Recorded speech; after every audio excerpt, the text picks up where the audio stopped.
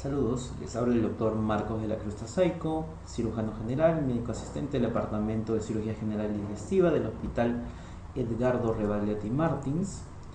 Hoy vamos a seguir haciendo el estudio de la patología hepática, en su segunda parte, sobre todo asociado con las infecciones del hígado y con el estudio de los tumores a nivel hepático.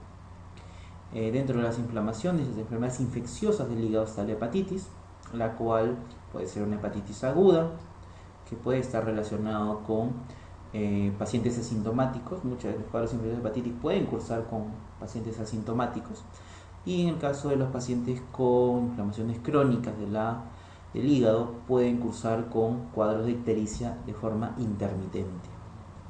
En el caso de los pacientes con hepatitis crónica, puede ser secundaria a una hepatitis viral, a una hepatitis tóxica, a enfermedades autoinmunes como la cirrosis biliar primaria, enfermedades como la hemocromatosis, la enfermedad de Wilson, el déficit de la alfa-1 antitripsina y hepatitis crónica de causa criptogénica.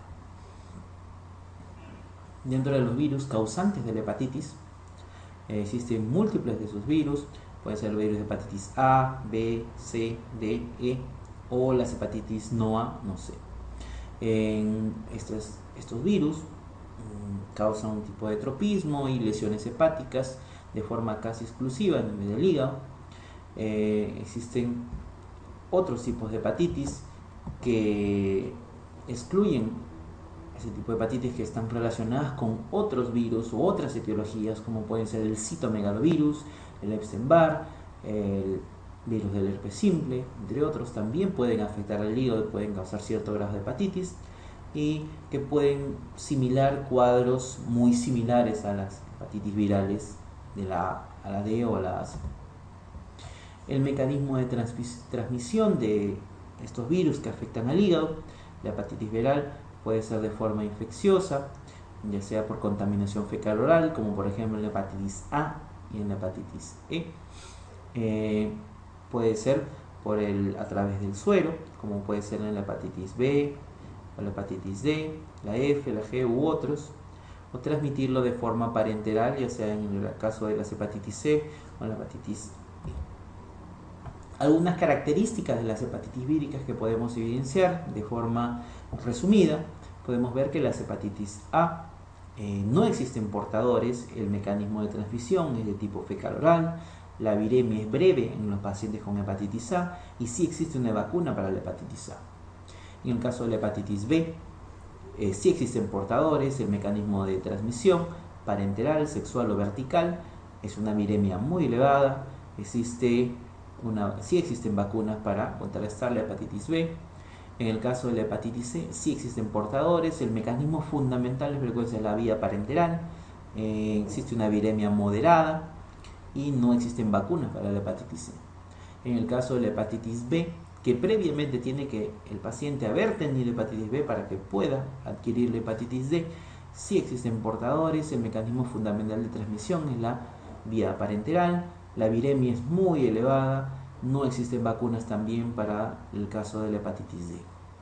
En el caso de la hepatitis E no existen portadores, la transmisión también es fecal oral, la viremia es breve en este tipo de pacientes y no existen vacunas. Como se verá, la hepatitis A y la hepatitis C son muy parecidas. La diferencia es que en el caso de la hepatitis A sí hay vacunas y en la hepatitis C no existen vacunas.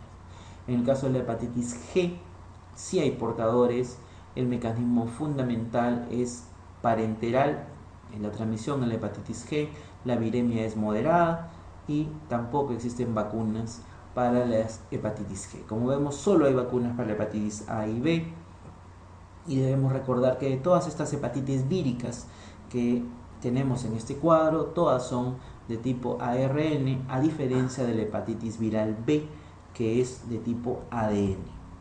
Y aquí tenemos algunas de esas características. En el caso del virus de la hepatitis A, el mecanismo de transmisión es oral, el periodo de incubación de 25 a 50 días, un tratamiento específico no existe, y el tipo de germen reconocido es el Picorna viridae de tipo RNA. En el caso de la hepatitis B, el mecanismo de transmisión puede ser relaciones sexuales, parenteral, transfusiones, perinatal o horizontal. La incubación de 60 a 180 días, el tratamiento específico, la mibudina, telibudina o entecadir.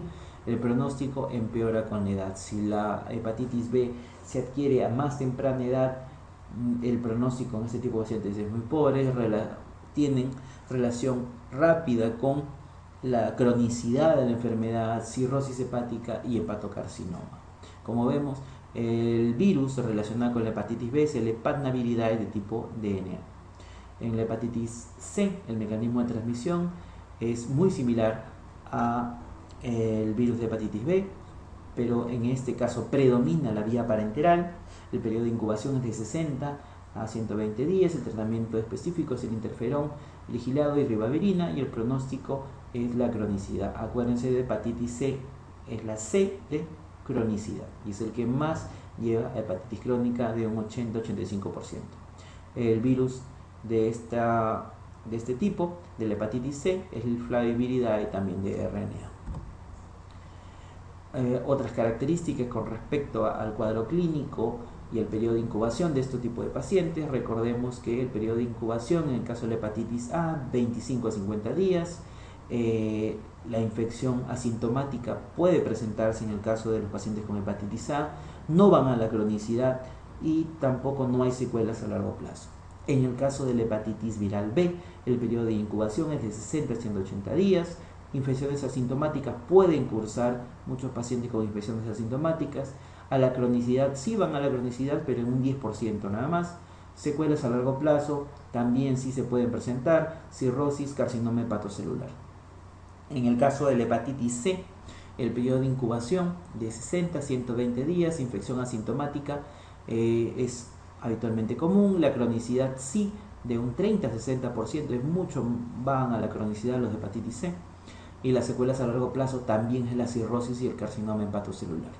En el caso de la hepatitis D se desconoce el periodo de incubación, si es que también se desconoce, si es que no está muy comprobado, si es que hay infecciones asintomáticas, sí van a la cronicidad, y las secuelas a largo plazo es la exacerbación de la infección crónica por hepatitis D. Recuerden que para que un paciente se vea afectado por hepatitis D, previamente tiene que haberle dado hepatitis B. En el caso de la hepatitis E, el periodo de incubación son 21 a 42 días, no se desconoce si cursan con infecciones asintomáticas, no van a la cronicidad y no hay secuelas a largo plazo. En caso de la hepatitis G, se desconoce el periodo de incubación, así como si hay infecciones asintomáticas, sí van a la cronicidad y sus secuelas a largo plazo, como en el caso de la hepatitis B y C, son la cirrosis y el carcinoma hepatocelular. En el caso de la hepatitis A, las vacunas existentes tienen un buen margen de seguridad, inmunogenicidad y eficacia. Se recomienda la inmunización en grupos de alto riesgo, que incluye turistas, viajeros, personal militar y varones con comportamiento homosexual. En el caso de la hepatitis B, son 300 millones de portadores en el mundo. La prevalencia de la infección está en relación al modo predominante de la transmisión y a la edad de infección. Recuerden que se puede transmitir por vía vertical, relaciones sexuales, transfusiones sanguíneas o vías parenterales, y que a más temprana es la infección de este virus, el paciente va más rápido a la cronicidad, mayor posibilidad de cirrosis, hepatitis crónica y hepatocarcinoma. La infección aguda se manifiesta como una hepatitis subclínica intermitente o puede ser fulminante también. Y una hepatitis subclínica, una hepatitis ictérica o una hepatitis fulminante. La infección crónica puede manifestarse como un portador asintomático, una hepatitis crónica activa, una cirrosis hepática o un paciente con carcinoma hepatocelular. Pero recuerden que la cronicidad en la hepatitis B es mucho menor que la cronicidad en los pacientes con hepatitis C. Bueno, aquí algo con respecto a los valores o los registros séricos en los pacientes con hepatitis B. Recuerden que en la parte baja vemos las semanas de exposición al virus. El primer antígeno en aparecer es el antígeno australiano, el cual aparece a promedio la cuarta semana, llegando a un pico a la semana número 12 y a la semana 24 comienza a decrecer nuevamente. A partir de la quinta, sexta semana aparece los anticuerpos, en este caso el anticore total, que se eleva alrededor de la 12-13 semanas y luego se mantiene elevado en el resto de la evolución clínica del paciente. Posteriormente aparecen otros anticuerpos como los anticuerpos anticore de tipo IgM, que son los que determinan la enfermedad de tipo aguda de este cuadro de hepatitis viral. Se elevan a partir de la quinta sexta semana, llegando a su pico máximo alrededor de la quinta 16 semana, y luego comienzan a decaer progresivamente hasta finalizar la 32 semana. El anticuerpo el antígeno australiano aparece a partir de las 32 semanas y se mantiene elevado hasta llegar a la semana número 11. Recuerden ustedes que los síntomas habitualmente aparecen entre las 12 y 16 semanas de la evolución, en las cuales encontramos el periodo de mayor infectividad y que se encuentra marcado por el antígeno anti-E, el antígeno E, que es el que demuestra la mayor replicación viral, mayor viremia de este cuadro de hepatitis viral y representa mayor infectividad del paciente. Posteriormente, después de la semana 12, aparece el anticuerpo anti-E, que determina los síntomas ya también progresivamente han ido disminuyendo. En el caso de los pacientes con hepatitis B que van hacia hepatitis crónica, vamos a ver las características las siguientes. Se considera un cuadro de hepatitis B agudo, los que se encuentran dentro de los 6 primeros meses, y crónica cuando superan estos 6 meses y se prolongan a lo largo de los años. En este caso, uno de los registros serológicos más importantes que vemos aquí y que determina la infectividad, la replicación, la viremia de este virus de hepatitis B es el antígeno de tipo E. Luego de las semanas de exposición, el antígeno australiano, como vemos, es el primero en aparecer. Se mantiene a lo largo, o aparece después de la segunda, tercera, cuarta semana y se mantiene constante y en títulos elevados constantemente a lo largo de meses y años, lo cual determina que esta infección está yendo a la cronicidad. Posteriormente, en la quinta y sexta semana aparece el anticuerpo anticore total, que también se mantiene elevado a lo largo de toda la enfermedad y que también demuestra que es un cuadro de hepatitis crónica, y el anticuerpo anticore de tipo IgM aparece, se eleva a partir de la quinta semana, llegando a su pico máximo a la 16 semanas y luego desciende progresivamente hasta la 36 semana y luego persistiendo de forma crónica a lo largo de los años.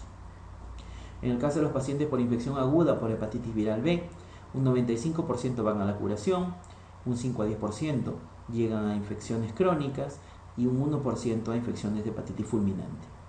Del 5 a 10% que hace infección crónica, una parte tiene el antígeno anti-E más el DNA positivo y otros tienen el antígeno E positivo y un DNA negativo. En el caso de los pacientes que van a infección crónica con antígeno E y DNA positivo, el 15 a 20% va a cirrosis y estos a su vez a carcinoma hepatocelular. En el caso de los pacientes con infección crónica de antígeno E positivo y DNA negativo, algunos de ellos pueden llegar hacia cirrosis hepática y otros a carcinoma hepatocelular en menor porcentaje o de forma menos constante. Algunos patrones serológicos en la infección por virus de hepatitis B. Por ejemplo, tenemos un paciente con antígeno australiano positivo con anticuerpos anticore de tipo IgM. Acuérdense que IgM está relacionado con agudo, IgG con crónico. Y en este mismo paciente encontramos el antígeno anti-E o antígeno E para hepatitis viral.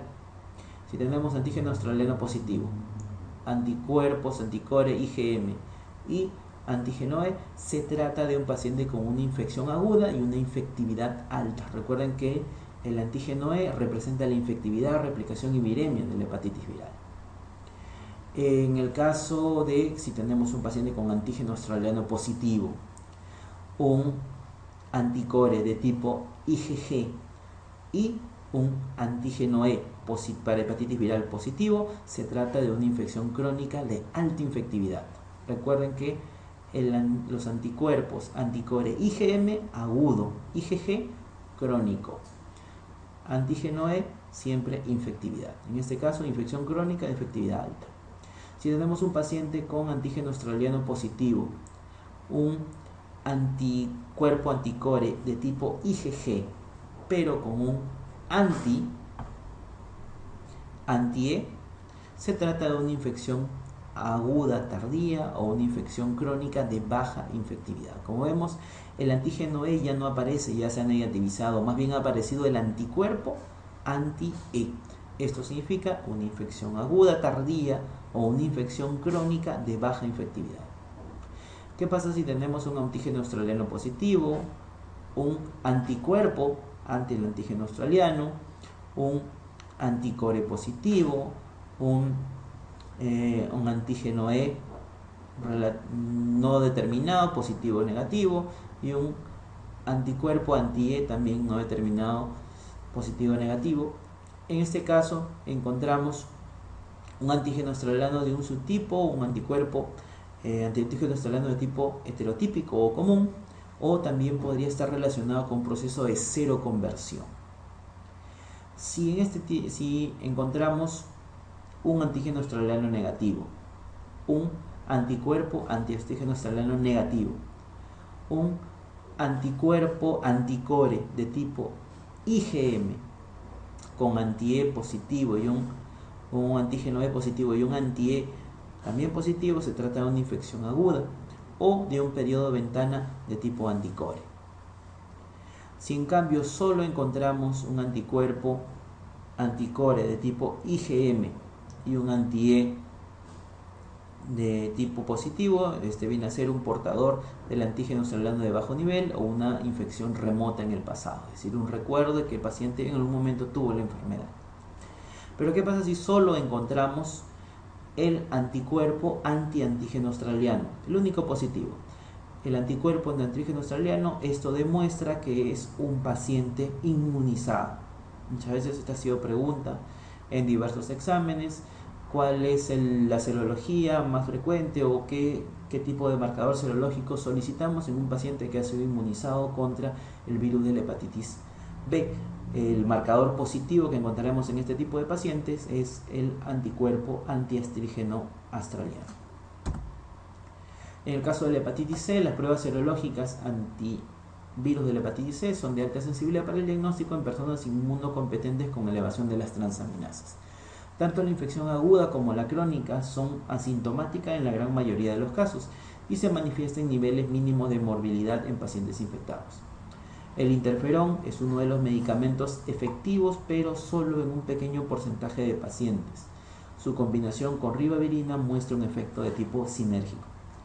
El interferón, como vemos, es una de las alternativas para el tratamiento de la hepatitis C, pero recuerden que asociado a unos antivirales como la ribavirina puede ser mucho mejor el resultado. En el caso de el virus de la hepatitis C, el curso serológico sería la siguiente. Aquí tenemos una variación marcada de lo que es las transaminasas. Como ven, a partir de la primera semana, segunda semana, se eleva, del primer mes, se eleva las transaminasas, que se mantienen elevadas por el segundo o tercer mes y luego de forma intermitente persisten hacia el primer, segundo, tercer y cuarto año. Igualmente los síntomas aparecen dentro del mes y medio hasta el cuarto o quinto mes, y los anticuerpos antivirus de la hepatitis viral C se comienzan a elevar a partir de la segundo o tercer mes, se manteniéndose elevados luego del primer año. En el caso de la hepatitis aguda por virus C, curan del 15 a 20% de pacientes. Recuerden que en el caso del B se curaba casi el 90%. La infección crónica por el virus de hepatitis C es un 80%, en el caso de la hepatitis B era 15 a 20%, la hepatitis fulminante por hepatitis C es 1%. De los pacientes que van a infección crónica, el 30 a 50% van a cirrosis, y de estos un 5 a 15% hacen carcinoma hepatocelular. De los pacientes con infección crónica normalizan las transaminasas, una parte de ellos, y otros indefectiblemente van hacia la cirrosis hepática. Como vemos, de los dos, de la hepatitis viral B y C, el que tiene mayor porcentaje de curación es la hepatitis B, y el que tiene mayor porcentaje de dirigirse hacia la cronicidad, cirrosis y carcinoma hepatocelular es la hepatitis C. En el caso de la hepatitis D, el factor más importante que determina la efectividad de la transmisión es la presencia del antígeno australiano. Es decir, para que un paciente pueda adquirir la hepatitis D, tiene que haber presentado, tiene que haber cursado con hepatitis B previamente. Predomina en áreas de clima tropical o subtropical, puede ser de curso asintomático, como expresarse en formas agudas o crónicas de desorden hepático. No hay diferencia clínica o histológica que distingue la hepatitis de tipo D de la hepatitis B u otras formas de hepatitis viral. El tratamiento alfa-interferón es efectivo solo en 15 a 20% de las formas no cirróticas de la enfermedad. El trasplante hepático se constituye en una de las terapéuticas de forma segura. En ese caso, algunas características respecto a lo que es la hepatitis D. Recuerden que es un RNA y que previamente tiene que haber tenido el antígeno del antígeno australiano de la hepatitis B. Recuerden que existe una coinfección del virus puede haber una coinfección del virus de hepatitis D con el de la hepatitis B. Asimismo, también puede hacer una superinfección del virus de hepatitis D sobre el virus de hepatitis B. En el caso de la hepatitis E, ataca preferente a adultos jóvenes, siendo el periodo de incubación entre 2 a 10 semanas. Pueden darse cuadros de infección asintomática o anictérica, en tanto que se desconoce si presentan cuadros de infección crónica. El diagnóstico por medio de la detección de anticuerpos, antivirus de hepatitis C o partículas virales de RNA. Como dijimos anteriormente, todos los virus de hepatitis viral son ARN, excepto el virus de la hepatitis B, que es un ADN. En el caso del virus de la hepatitis E, va a presentar una elevación de las transaminasas después de la tercera, cuarta semana de evolución, llegando a su pico máximo a nivel de la sexta semana, decayendo entre la octava y novena semana para mantenerse en niveles ligeramente elevados a partir de las 10, 11, 12 y 13 semanas. Se puede encontrar el virus a nivel de las heces o las deposiciones a partir de la tercera semana hasta la séptima semana. Existen también las elevación del anticuerpo antivirus de la hepatitis E de tipo IgM, es decir, de infección aguda, a partir de la segunda semana, llegando a su pico máximo a la sexta semana y decayendo en las semanas 10, 11, 12 y 13. También se pueden evidenciar los anticuerpos antivirus de la hepatitis C de tipo IgG de forma crónica, que también aparecen a partir de la segunda semana, llegando a su pico máximo entre la novena y décima semana de evolución. Recuerden que los síntomas de la infección por virus de la hepatitis E las vamos a encontrar habitualmente entre la quinta y octava semana de infección o de exposición al virus. La hepatitis G es una hepatitis de distribución mundial, mayor prevalencia en Australia 4%, Vietnam 5.7%, Sudáfrica 11%. Está asociado también al virus de hepatitis B agudo en un 14 a 32%, al virus de hepatitis B crónico un 3 a 5%, al virus de la hepatitis C aguda en 13 a 55% y el virus de la hepatitis C crónica del 10 al 20%. La transmisión de la hepatitis G puede darse de forma vertical o sexual.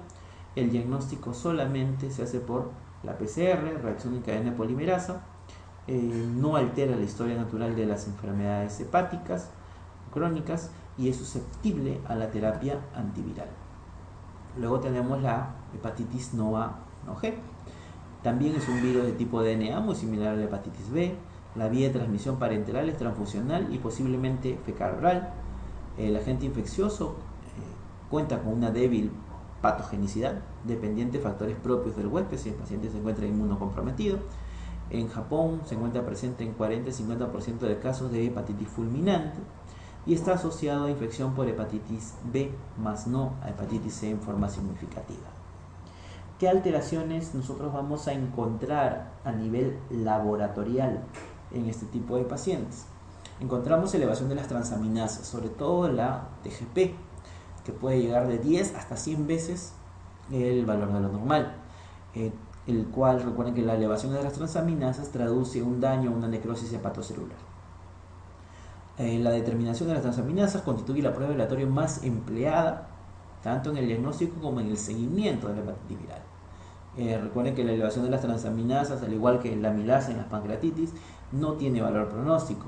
Su elevación se inicia en el periodo prodrómico, llega a su máximo en el momento de la aparición de la ictericia, que se hace clínicamente evidenciable, y su descenso es lento y progresivo.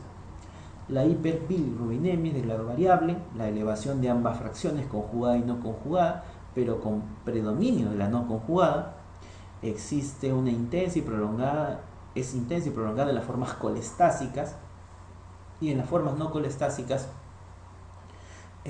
puede llegar a niveles altos como 20 miligramos por decilitro, y si es que se presentan estos niveles superiores a 20 miligramos por decilitro son de mal pronóstico.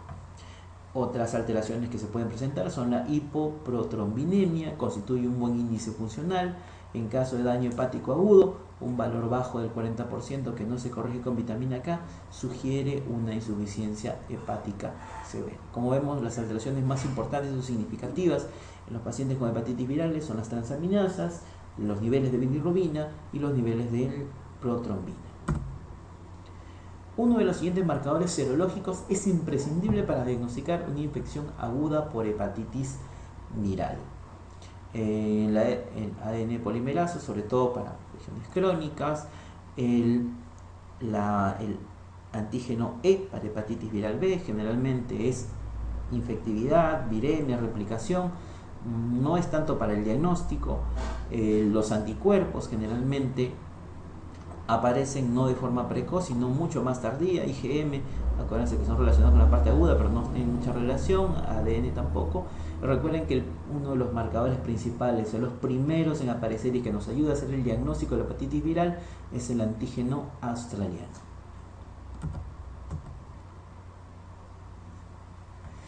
Si recordamos un poco el cuadro y la interpretación de los diferentes marcadores serológicos que encontramos en los pacientes con hepatitis viral, y sobre todo de los de hepatitis viral B, tenemos los siguientes.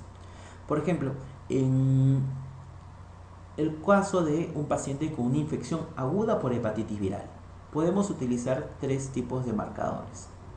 Tenemos el antígeno australiano, tenemos el anticuerpo antígeno australiano y el anticore. En el caso de un paciente con una infección aguda por hepatitis viral, ¿qué cosa vamos a encontrar? Encontramos el antígeno australiano positivo, encontramos el anticuerpo antiantígeno australiano negativo, porque acuérdense que este es un marcador mucho más tardío, y encontramos el anticore ya positivo, pero de tipo IgM. Acuérdense que el anticore de tipo IgM es agudo, IgG crónico. Pasamos precisamente a la infección crónica. En la infección crónica, ¿qué cosa vamos a presentar? Vamos a presentar un antígeno australiano positivo, un anticuerpo antiantígeno australiano negativo, y encontramos un anticore positivo, pero en su fracción de IgG. Recuerden que el IgG es la fase crónica. En el caso del periodo ventana, encontramos un antígeno australiano negativo, un anticuerpo antiantígeno australiano negativo y una inmunoglobulina de tipo M del anticore. Eso corresponde al periodo ventana. La fase de recuperación de un paciente. Encontramos el antígeno australiano negativo, encontramos anticuerpos antiantígeno australiano positivo y encontramos anticore también positivo en su fracción de IgG. Ahora, lo que habíamos mencionado hace un momento, de una pregunta muy frecuente que se realiza para evaluar los marcadores serológicos en las hepatitis virales o en la posvacunación. ¿Qué pasa si a un paciente es sometido a una vacunación por hepatitis viral B? ¿Qué marcador le solicitaría para ver si es que en verdad ha sido vacunado, o si alguien fue vacunado, qué marcador le va a salir positivo? El antígeno australiano va a salir negativo. El anticuerpo antiantígeno australiano, este sí va a salir positivo.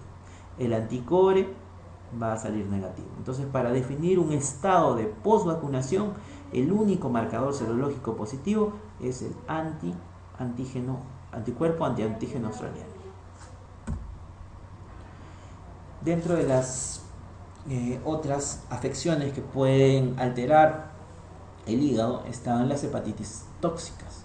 Existen dos tipos de mecanismos básicos de toxicidad: dosis dependiente, por ejemplo la dosis en paracetamol, las de tipo idiosincrática, por ejemplo la metildopa, que pueden asociarse a fiebres, antemas y eosinofilia. Los tipos de lesión hepática pueden ser agudos, que son los más frecuentes, o también de tipo crónico. Se asocian a esteatosis microvesicular, como por ejemplo las tetraciclinas y el ácido valproico, y se asocian a angiosarcoma si es que están relacionadas con el cloruro de vinilo, el arsénico y el dióxido de torio. El paracetamol produce toxicidad a partir de la ingesta de 10 gramos, produciendo necrosis de tipo centrolobular.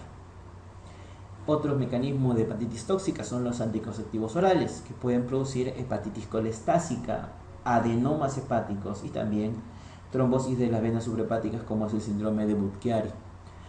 Recuerden que el fenobarbital, si bien se utiliza para el tratamiento de las ictericias de tipo congénitas, esta no produce hepatitis crónica. Recordar eso, que no está relacionada con la hepatitis crónica. Uno de los medicamentos antituberculosos puede producir hepatitis tóxica, como es la isoniazida. Aislada produce una hepatitis clínica en 1% de pacientes. Se debe a metabolitos tóxicos del fármaco. La isoniazida puede producir independientemente o una lesión hepática, neuritis periférica, que es su efecto tóxico más frecuente, y puede prevenirse con la administración concomitante de piridoxina. Es una forma de prevenir la hepatitis tóxica por isoniazida. La rifampicina administrada sola no es hepatotóxica, o raramente lo es. Sin embargo, en los pacientes que reciben rifampicina y isoniazida, recordemos, es parte del esquema para el tratamiento de la tuberculosis, sí pueden generar un cuadro de hepatitis tóxica, siendo más elevada la incidencia de hepatitis clínica que dar isoniazida sola. Es decir, isoniazida puede provocar hepatitis tóxica, siendo clínicamente en 1% de pacientes. La rifampicina puede hacerlo, pero en mucho menor porcentaje o de forma rara, pero si es que estos dos están asociados, isoniazida y rifampicina, los dos sí pueden generar mayor hepatitis tóxica que cada uno de los fármacos de forma independiente. La vigilancia en los tratamientos con isoniazida y rifampicina se siguen si es que el paciente presenta síntomas, si es que las transaminasas están 3 veces por encima del valor normal. En este caso se aconseja suspender la isoniazida y continuar el tratamiento con otros tipos de fármacos. La administración prolongada de metotrexate puede ocasionar fibrosis o cirrosis, y en este tipo de pacientes la biopsia hepática es obligada. El alotano puede producir también hepatitis tóxica idiosincrática, más susceptible en pacientes adultos, obesos y mujeres. Otra de las hepatitis que puede comprometer al hígado es la hepatitis autoinmune. Hay 3 grupos definidos por el tipo de anticuerpos positivos. El tipo más frecuente es el tipo 1, llamado tipo lupoide, que es más frecuente en las mujeres jóvenes. Clínicamente los pacientes cursan con hepatitis crónica, que pueden evolucionar a cirrosis, cursan con hipergamma-globulinemia policlonal con predominio de tipo IgG, y característicamente este tipo de hepatitis autoinmune tienen buena respuesta a los corticoides.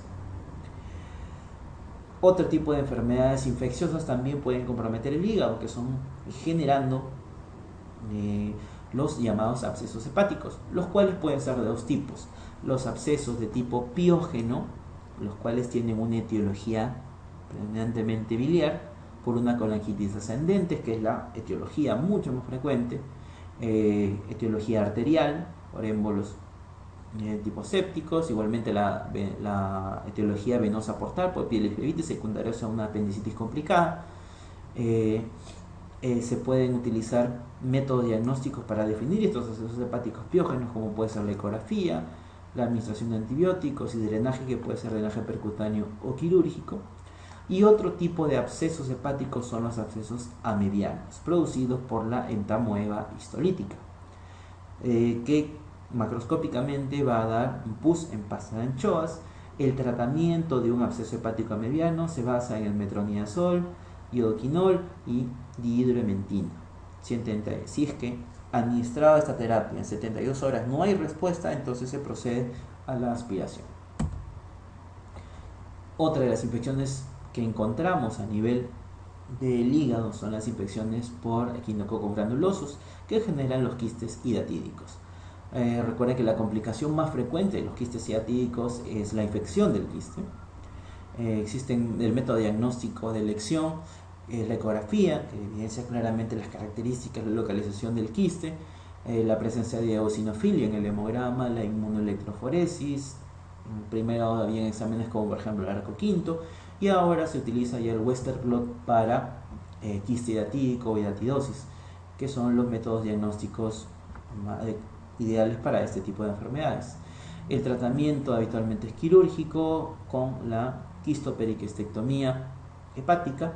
Asimismo, también se puede iniciar previa a la cirugía hacer un tratamiento con mebendazol si es que existen quistes hepáticos múltiples o una hidatidosis peritoneal secundaria.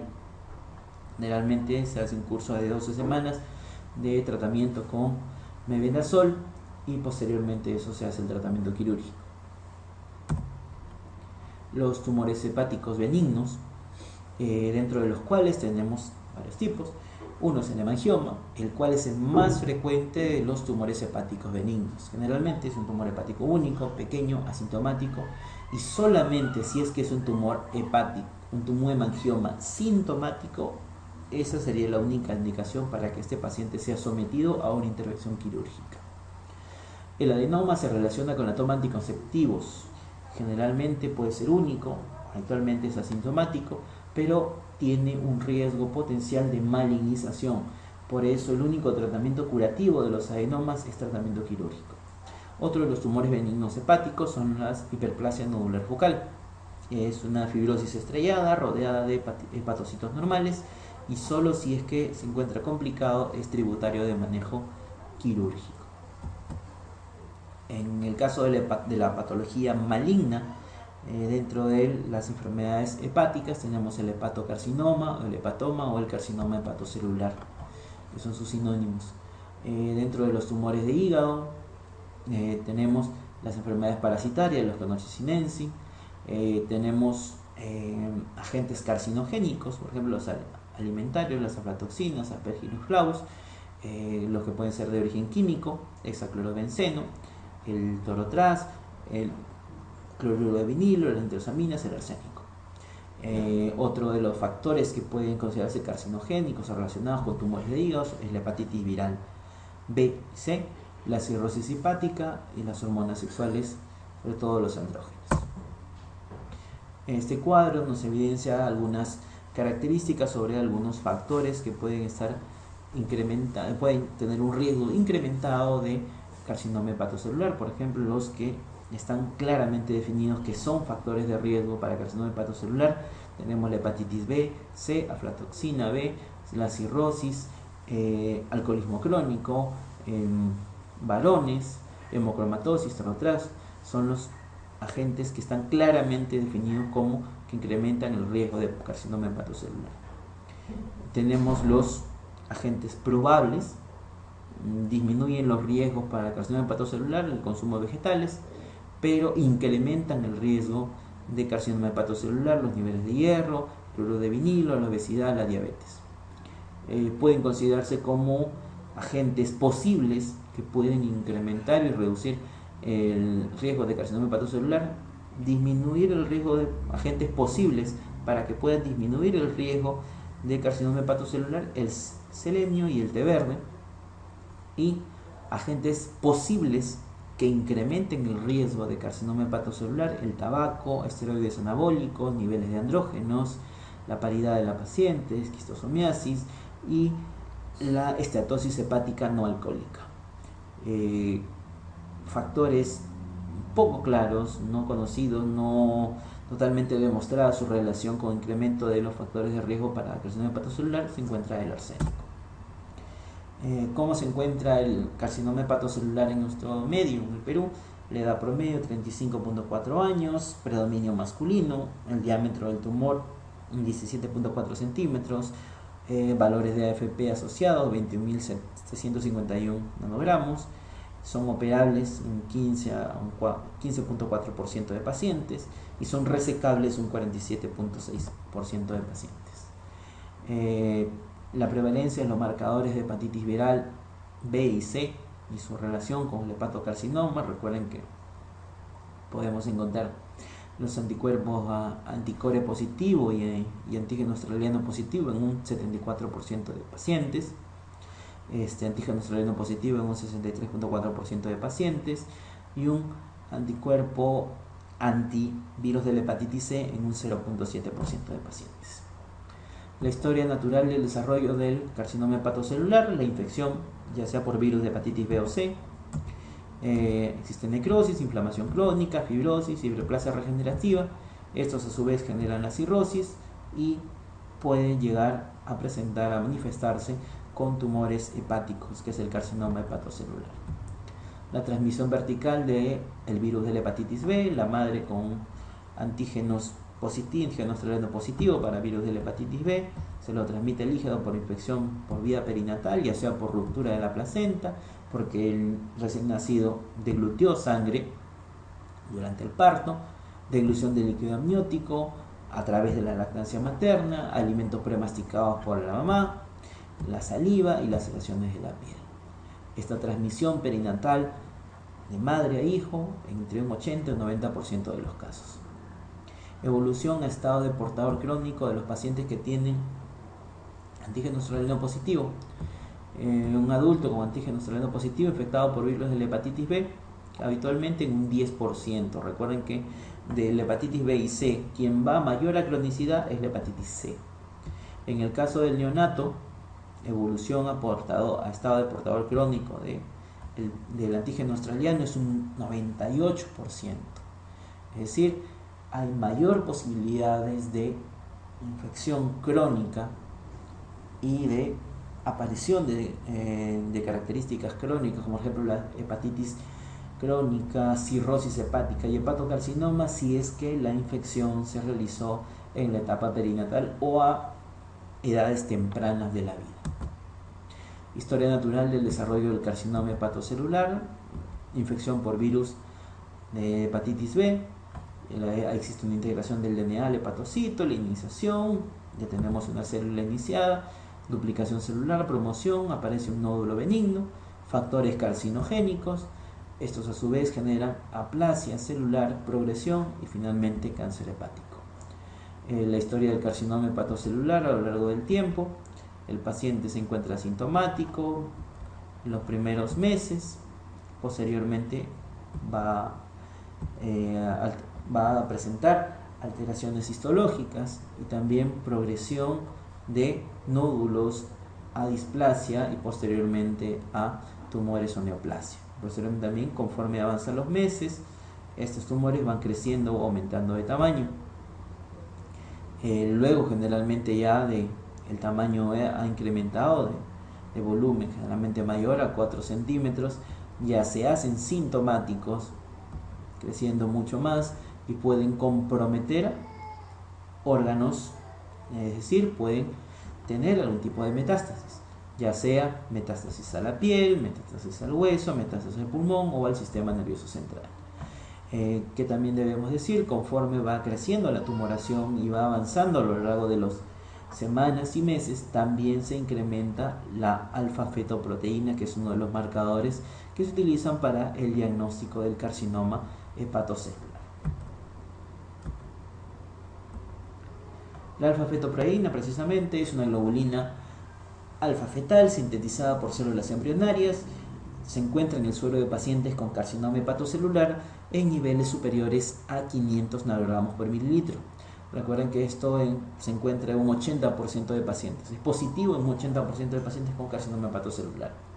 También se eleva en carcinoma embrionario y teratoma maligno de las gónadas. Se encuentra en concentraciones menores durante el embarazo, poshepatectomía y también en los cuadros de hepatitis viral. Del 10 al 15% de pacientes con carcinoma hepatocelular no secretan esta proteína. Aquí podemos ver una imagen quirúrgica en la cual se ve una tumoración hepática que corresponde a un carcinoma hepatocelular localizado entre los segmentos 7 y 8 del lóbulo derecho. Criterios diagnósticos para carcinoma hepatocelular.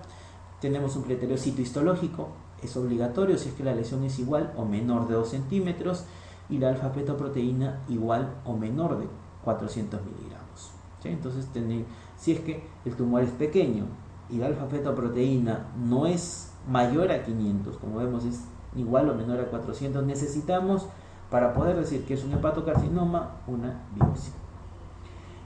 Luego tenemos criterios no invasivos, aplicables solo cuando se trata de pacientes cirróticos. El criterio radiológico es una lesión focal mayor a 2 centímetros con 2 técnicas de imágenes: ecografía, tomografía, resonancia magnética, coincidentes demostrando hipervascularización arterial a nivel de la lesión. Luego tenemos dentro también los criterios no invasivos, el criterio combinado, es decir, una lesión focal mayor a 2 centímetros con hipervascularización arterial asociada a niveles de alfa-fetoproteína mayor a 400 miligramos por mililitro. Categorías clínicas del hepatocarcinoma: localizado resecable, localizado irresecable y si es que se encuentra diseminado. En el caso de localizado resecable, es decir, de acuerdo a la ubicación del tumor dentro del hígado, puede ser abordado y extirpado quirúrgicamente, ya sea por una hepatectomía derecha, hepatectomía izquierda o alguna segmentectomía. Localizado irresecable habitualmente cuando compromete grandes vasos sanguíneos, como por ejemplo la vena cava inferior o otras estructuras vasculares o de la vía biliar que hagan imposible técnicamente quirúrgicamente hacerlo resecable, y otro es diseminado cuando ya presenta metástasis a otros niveles: piel, hueso, cerebro, pulmón.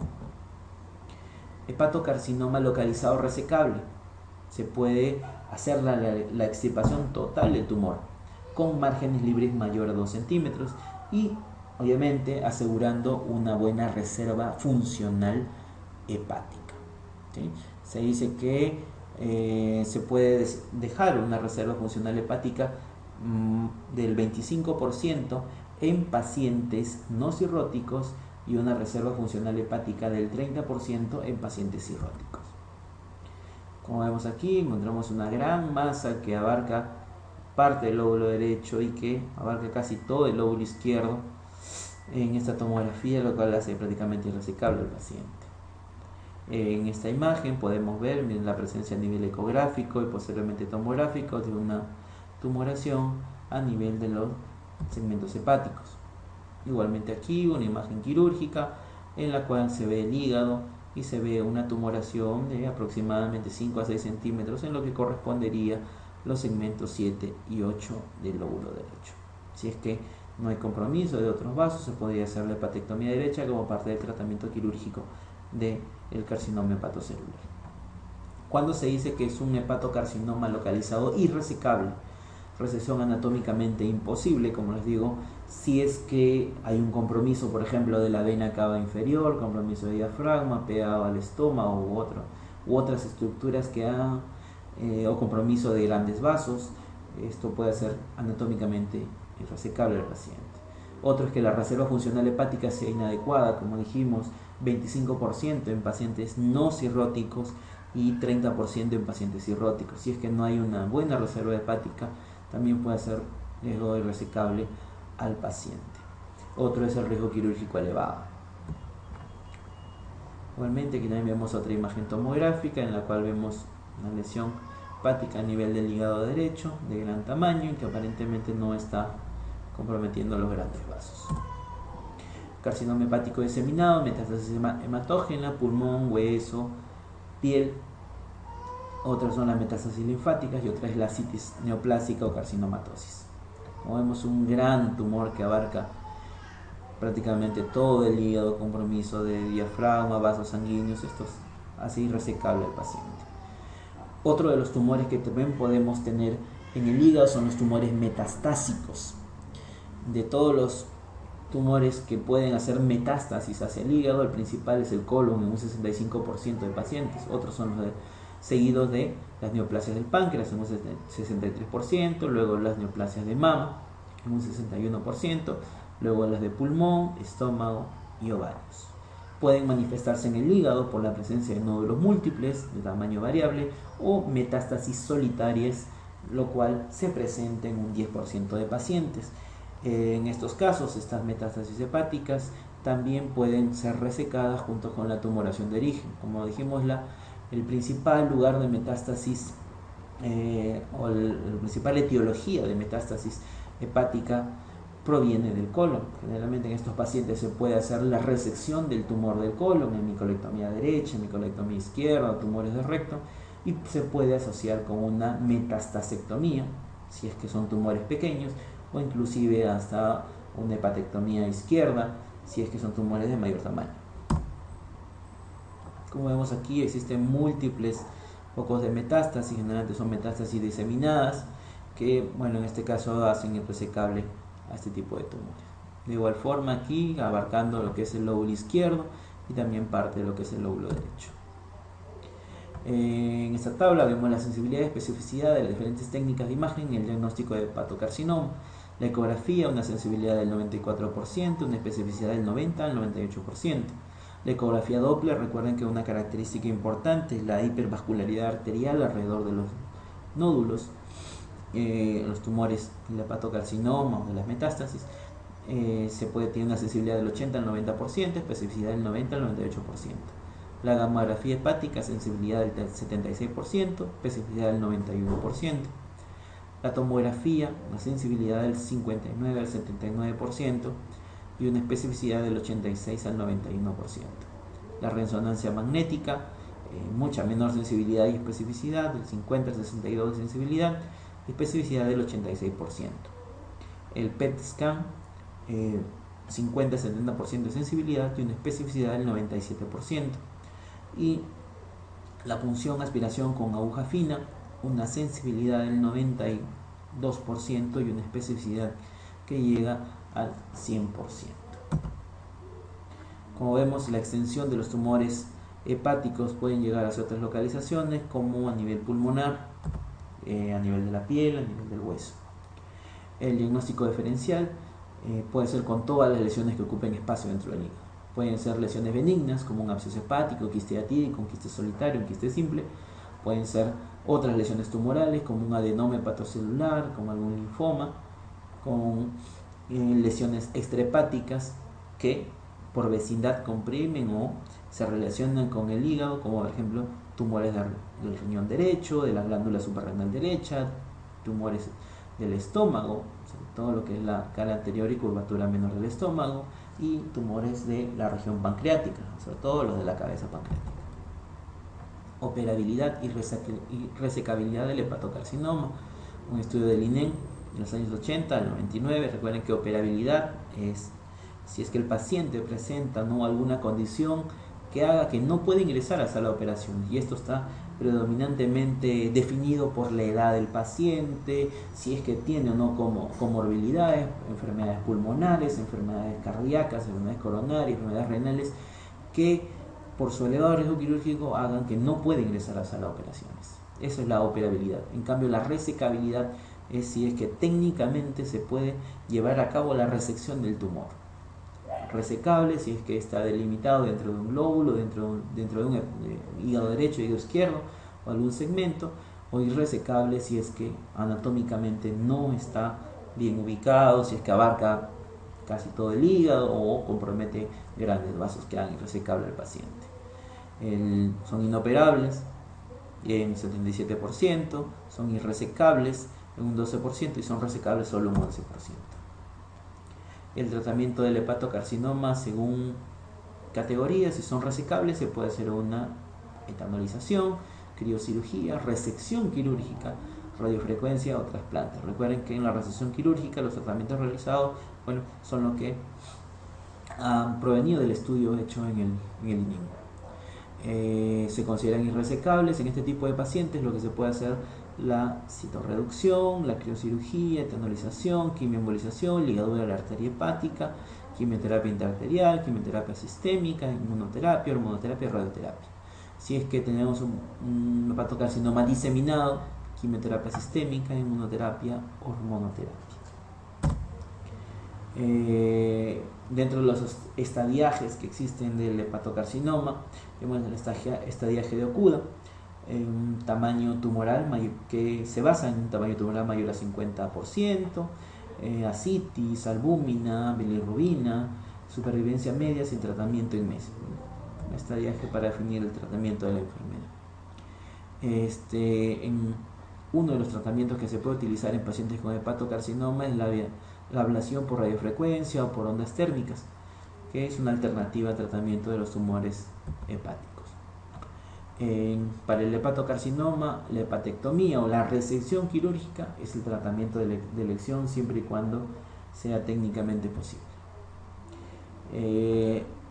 Cuando se evalúa a un paciente cirrótico podemos tener varias lesiones focales, lesiones menores a 1 centímetro, nódulo de regeneración benigno, solo un 50% no van a llegar a ser hepatocarcinomas.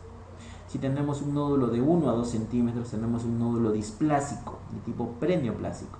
Imprescindible aquí, hay que hacer una biopsia para definir el tipo, la histología de este nódulo. Si es un nódulo benigno, si es que hay displasia leve, moderada, severa o si es el inicio del hepatocarcinoma. Habitualmente cuando tienen mayor a 2 centímetros ya estamos hablando de un carcinoma hepatocelular. Existen diferentes técnicas quirúrgicas para la resección hepática.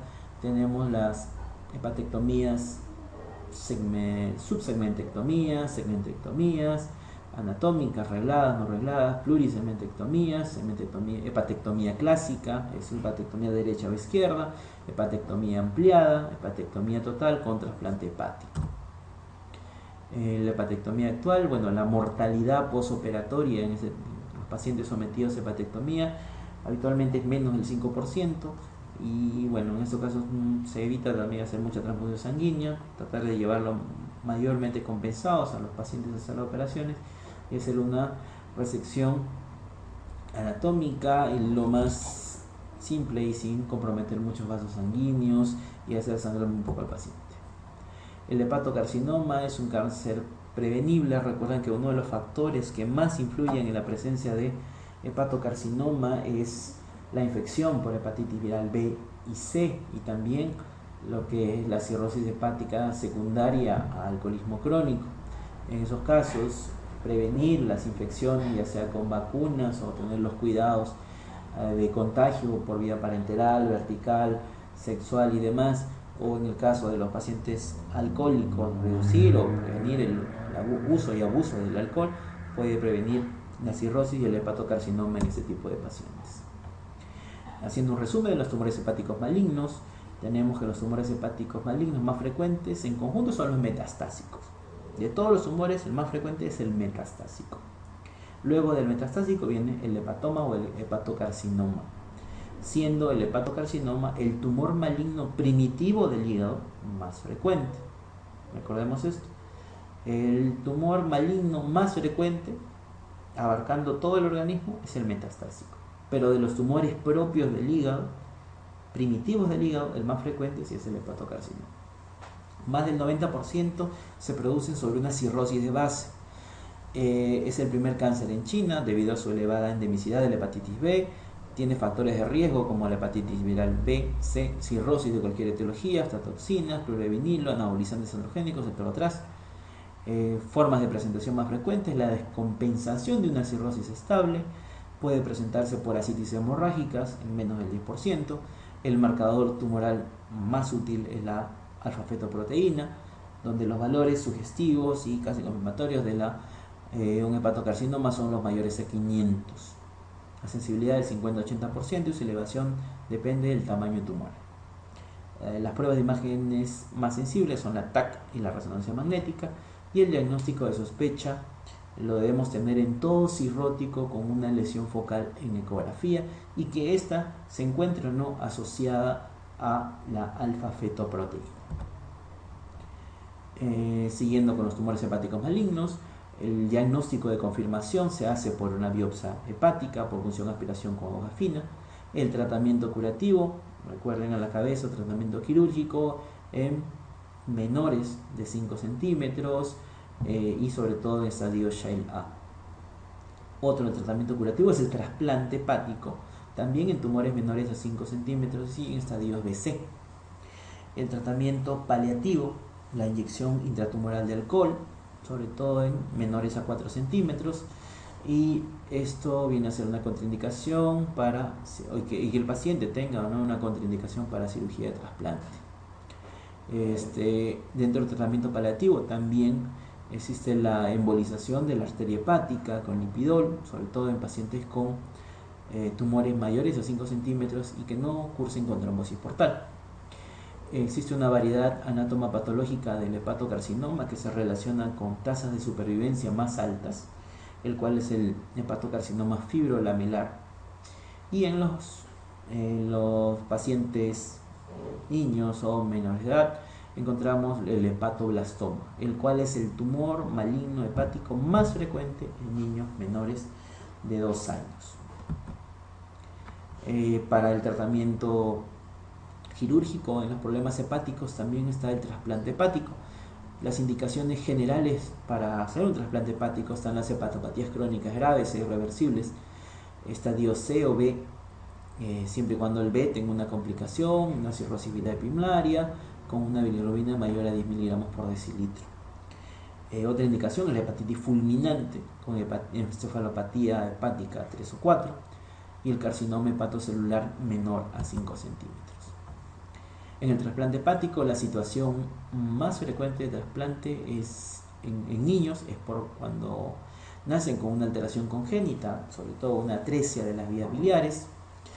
Las contraindicaciones para el trasplante hepático son la edad mayor a 60 años, alcoholismo o drogadicción activa, trombosis portal, enfermedades extrahepáticas graves, VIH por ejemplo, infecciones extrahepáticas, infecciones por virus de la hepatitis B con replicación activa.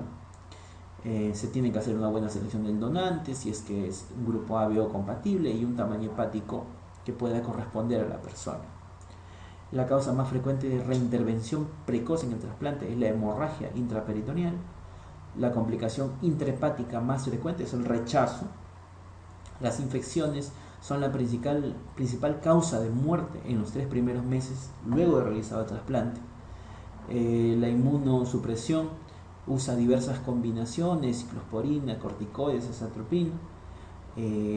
Dentro de las complicaciones de estos inmunosupresores, específicamente de la ciclosporina, está la hipertensión arterial, el hirsutismo y la falla renal. Debemos tener en cuenta que la supervivencia media post-trasplante a largo plazo generalmente es en un 60-80% de los casos. Muy bien, de esta manera hemos terminado ya la revisión de la patología hepática en su segunda parte, en la parte de infecciones y tumoraciones, y nos estamos viendo en una nueva oportunidad. Gracias.